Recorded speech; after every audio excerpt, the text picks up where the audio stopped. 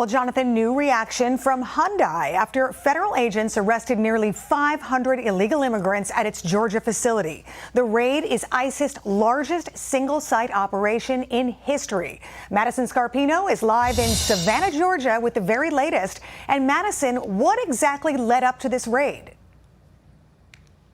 Well, Anita, officials say it was the result of a several months long investigation into illegal workers here, and the raid was extensive.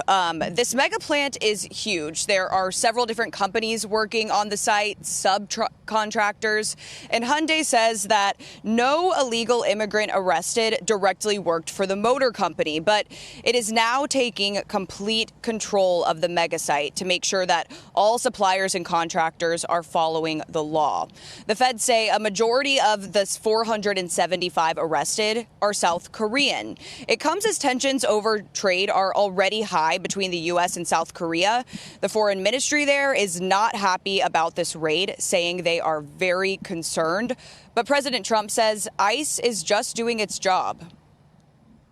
We want to get along with other countries, and we want to have a great, stable workforce.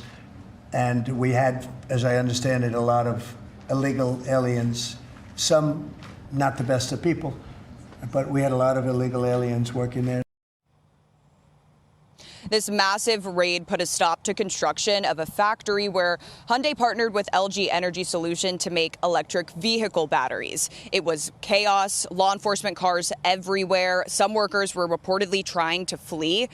Georgia's governor has long touted this mega site and its role in the state's economy, but state Democrats are now saying this raid is ruining families, businesses, and the community. So Homeland Security says that all of the hundreds of illegal immigrants are currently being held in an ICE detention center about 2 hours south of here.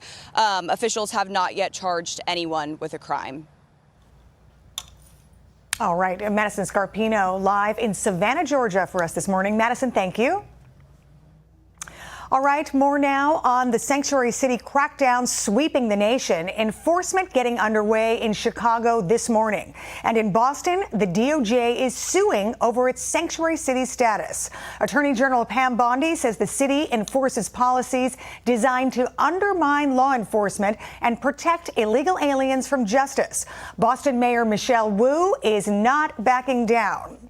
Former acting ICE Director John Sandweg is on now and to tell us where this fight is headed. John, thanks for joining us early this morning. Yeah, thanks for having me.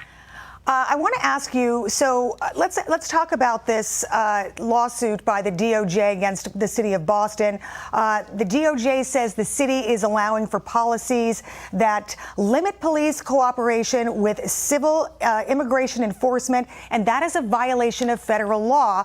Now, as I said, the mayor there, Michelle Wu, she is pushing back. She's calling this authoritarianism, and she says that Boston is actually the safest city in America. I don't know if that's true, but that's what she's saying. Yeah, Anita, there's two issues here. There's the legal issues and there's the political issues. The law is a really complicated area where you get into issues regarding state sovereignty, the 10th Amendment, and how much to the extent the federal government can compel state governments to cooperate with this immigration enforcement. On the other hand of the coin, though, the states can't obstruct federal enforcement. And in many ways, this legal kind of battle has been a stalemate. The states can restrict certain access to ICE, but they can't stop ICE from enforcing federal law in their jurisdictions. But you also have this political element, and where this really boils down to is the jails, right? Most of these sanctuary policies, where it really matters most for ICE is access to the jail. ICE wants to get into those jails and get criminal aliens while they're detained. It's safer, it's more efficient, it takes less officers. These sanctuary policies generally, and they vary, to be fair, Anita, some of them are mildly restrictive, some of them are incredibly restrictive, but they prevent ICE from getting into that jail. That's where the rubber meets the road on these fights. But politically, it seems hard to say, hey, we don't want undocumented immigrants, or we don't want to let ICE come into our jails and arrest undocumented immigrants who've committed serious crimes. And I think that's where that's why the administration, I think, is so interested in really highlighting this issue. Yeah, it really begs the question why the mayor is so interested in protecting these people who are in jail for, supposedly heinous crimes. But that's the way it certainly looks. Let me move on, because Boston's mayor is not the only one who is defiant. In the city of Portland, Mayor Keith Wilson doubled down on its sanctuary policies while anti-ICE protesters clashed with police this week. So the question here, could Portland be one of the president's next targets? What do you think?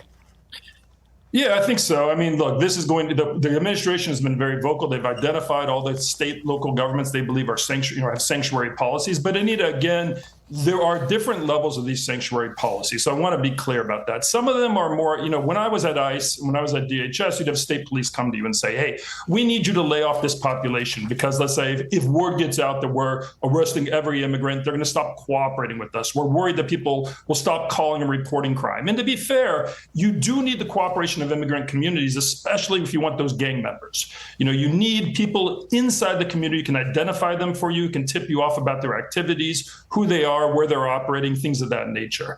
But unfortunately, many of these sanctuary policies, the politics have kind of, eliminated common sense, right? And where we're saying, hey, someone is convicted of murder, we're not going to give you to ICE unless you have an active arrest warrant, a criminal arrest warrant for those, which normally in immigration enforcement you don't have. But again, I think, unfortunately, as always with immigration, the politics kind of takes over, and the politics on the left and candidly the politics on the right, to where we start seeing these kind of people start defying common sense. And instead of having law enforcement work together on what's best for public safety, we have politicians taking positions that really undermine the safety of their communities. Yeah, it really is a sort of a catch-22 there. Here in Los Angeles, Democrats are opposing plans to construct a new Home Depot. The superstore has reportedly been the site of several ICE raids, as you know, across the nation as recently as last week. So what do you make of federal agents coming into these major workplaces and the reaction from the communities? I mean, a Home Depot would bring, thousands of jobs. It really provides a service to the community. They're talking about a location where there's a closed-up Macy's, and now there's opposition. What do you make of that? Yeah, I don't understand why you're against Home Depot. I mean, I don't know that there's much that Home Depot can do about this. I will say this, Anita, I do have some concerns with some of the tactics that we've been seeing from ICE, in the sense that when you hit a Home Depot parking lot, the problem is you don't find your criminals there. It's different than the jails. I would like to see a little bit more emphasis put on those targeted operations we were seeing earlier in the Trump administration, where you're looking at who got away, you're doing these investigations to find the criminals, and you go out and get those individual criminals. The part of the problem here is ICE is under a lot of pressure to increase the numbers. And when you hit a Home Depot parking lot, you can round up a number of people there. Again, the question, though, is the quality of those arrests, right? So I understand why there's frustration in the community. I understand why, all immigration enforcement is always controversial. And when I was at ICE, we faced a lot of protests and a lot of frustrations. But I will tell you, I'm not sure what Home Depot has to do with it. But I do get the larger point, which is I do think we need to be very smart to make sure we're keeping our focus on those gang members and on those serious criminals. And I worry that while our agents are out there in that Home Depot parking lot getting the day laborers, maybe some of those criminals are, we're making it a little easier on them because we're not looking for them. Our attention's diverted. Yeah, and in defense of Home Depot, they do say that they are not tipped off about these ICE facilities, and so their point is they don't have advanced warning of that. Yeah.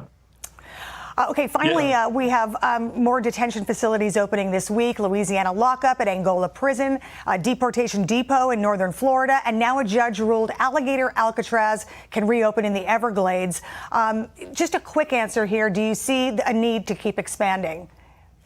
Yeah, they're going to expand quickly. And look, the administration got a lot of money in the big, beautiful bill. They want to get up to 100,000 detention beds. The only way to do that is to repurpose existing facilities. That means state and local old prisons, jails. I would expect a lot more of this, and I would expect a lot more of temporary facilities being built up as the administration ramps up from 40,000 beds to 100,000 ICE beds. Yeah, wow, that's a lot.